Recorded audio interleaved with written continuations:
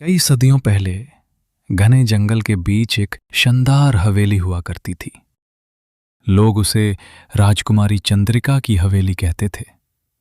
लेकिन एक रात अचानक राजकुमारी गायब हो गई। उसकी मौत का राज हवेली की दीवारों में दफन हो गया और उस दिन के बाद किसी ने उस हवेली में रहने की हिम्मत नहीं की। पूरी हवेली खाली पड़ गई। लोग कहते थे कि रात को चार अजीब साए एक पुराना तबूत उठाए जंगल और हवेली के दरमियां घूमते नजर आते हैं और वो किसी का इंतजार कर रहे हैं।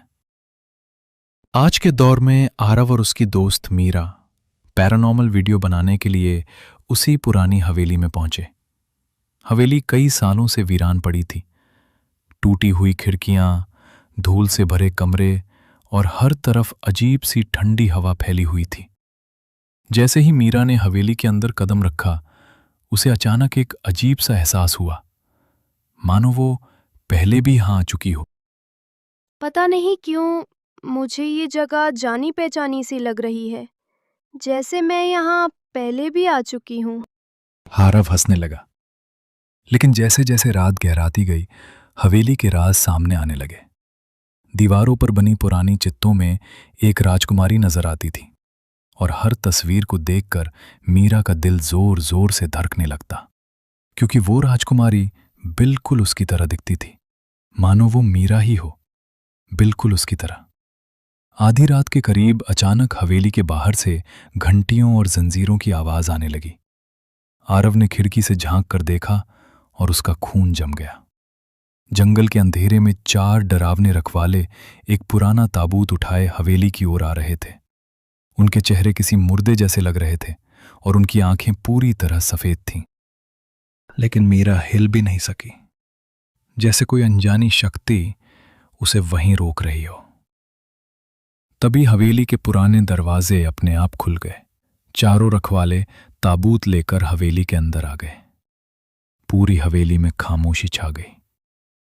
फिर उनमें से एक रखवाले ने सदियों पुरानी भारी आवाज में कहा, राजकुमारी, हम आपका इंतजार कर रहे थे।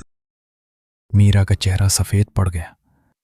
उसके जहन में अजीब तस्वीरें चमकने लगीं। एक महल, एक ताज, एक जंग और अपनी ही मौत का मंजर। उसे सब याद आने लगा। 400 साल पहले मीरा ही राजकुमारी चंद्रिका थी। एक श्रापित जादूगर ने हवेली पर हमला किया था। राजकुमारी को बचाने के लिए 4 वफादार रखवालों ने उसकी लाश को एक जादुई ताबूत में बंद कर दिया था। उन्हें यकीन था कि एक दिन राजकुमारी दोबारा जन्म लेगी और तब श्राप टूट जाएगा। तब से वे चारों रखवाले न जिंदा थे न मुर्दा, बस अपनी राजकुमारी का इंतजार कर रहे थे, सदियों से। अचानक ताबूत का ढक्कन अपने आप खुल गया। अंदर राजकुमारी चंद्रिका का शरीर बिल्कुल वैसे ही सुरक्षित पड़ा था जैसे उसकी मौत कल ही हुई हो। मीरा ताबूत के पास गई और जैसे ही उसने लाश को छुआ, पूरे महल में जोर का धमाका हुआ। दीवारें कांपने लगीं, हवा चीखने लगी और हवेली के नीचे कैद वो जादूगर आजाद हो गया। आखिर तुम लौट ही आए राजकुमारी। उसका साया पूरे महल पर छा गया। आरव डर के मारे जम गया। लेकिन चारों रखवाले राजकुमारी के सामने ढाल बनकर खड़े हो गए। 400 साल बाद उनकी आखिरी जंग शुरू हुई। एक जबरदस्त मुकाबले के बाद मीरा को अपनी पिछली जिंदगी की सारी यादें वापस आ गईं। उसे याद आ गया कि जादूगर को कैसे हराया जा सकता है। उसने ताबूत के अंदर रखी पुरानी तलवार उठाई और जादूगर के दिल में घोंप दी। एक जोरदार चीख के साथ जादूगर हमेशा के लिए खत्म हो गया। श्राप टूट चुका था।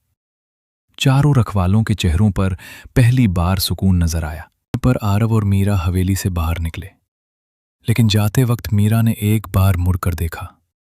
हवेली की सबसे ऊंची बालकनी पर 4 साए खड़े थे, खामोश, मुस्कुराते हुए, जैसे अब भी अपनी राजकुमारी की हिफाजत कर